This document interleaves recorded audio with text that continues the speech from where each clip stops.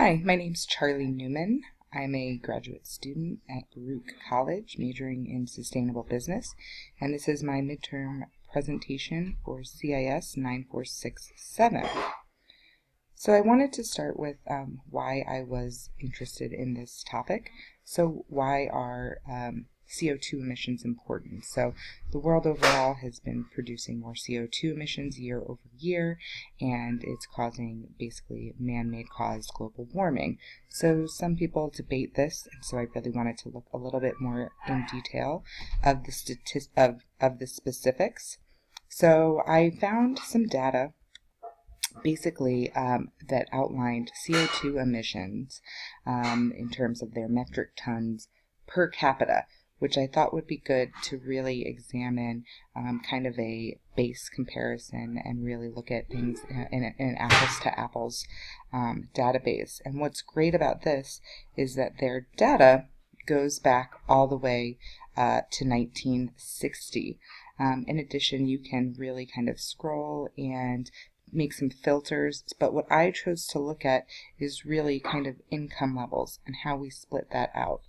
So what I started with was clicking over here to download the data, and once I downloaded the data, I got this excellent resource guide that really outlined all of the countries, country codes, indicator names, and again, the amount of CO2 output in metric tons per capita.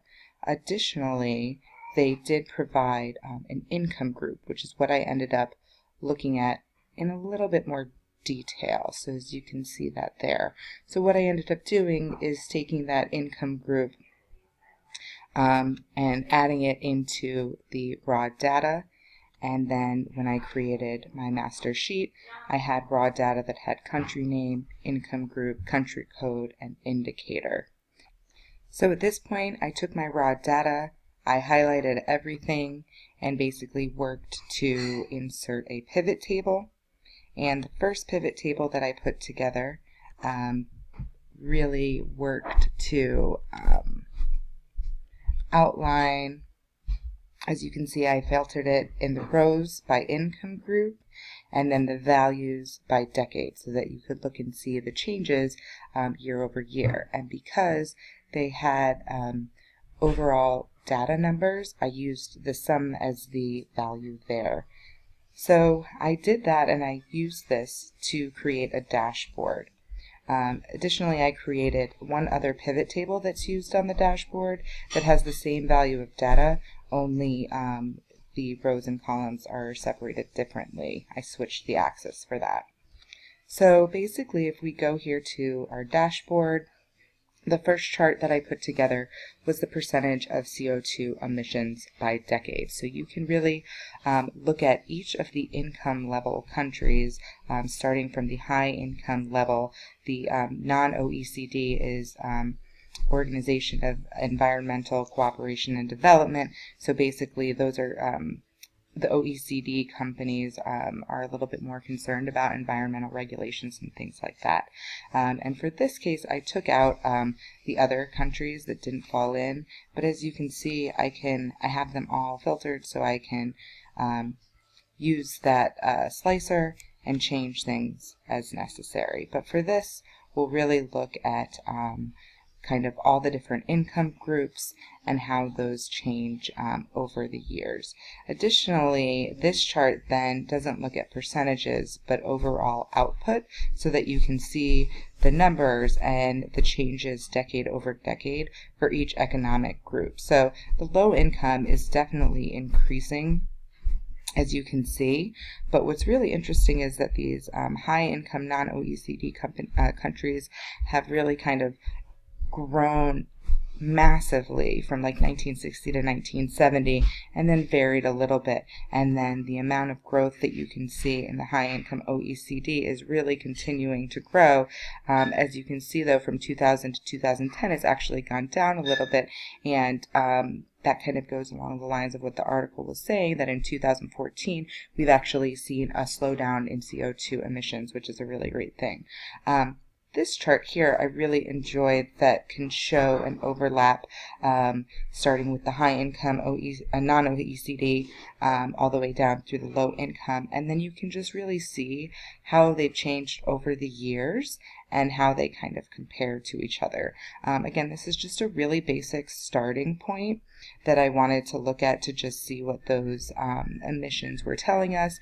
And then what I decided to do is look a little bit more specifically by income group and decade. So what I did was I created specific pivot tables for each decade, 1960, 1970, 80, 90, so forth, and then I created on the dashboard pie charts for each, just so that we could see a little bit of the differences amongst the countries. And here you can see side by side, 1960 to 1990, which gives you a really good idea of how things are changing along, 30 years down the line. So look at the increase with the high income OECD companies as a percentage, using up 10% more overall, whereas these low income companies are still using 5%.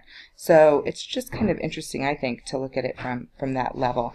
And then if you really wanted to look at something specific, where you look at just maybe the high income non-OECD and the OECD, just kind of how those changes, whereas originally those countries that are now part of the OECD were actually using more CO2 emissions in the 1960s, and then as a percentage compared to that of 1990. So again, it's just one way to look at the data, but I think it tells an interesting story that you can then use to just kind of make some interesting hypotheses.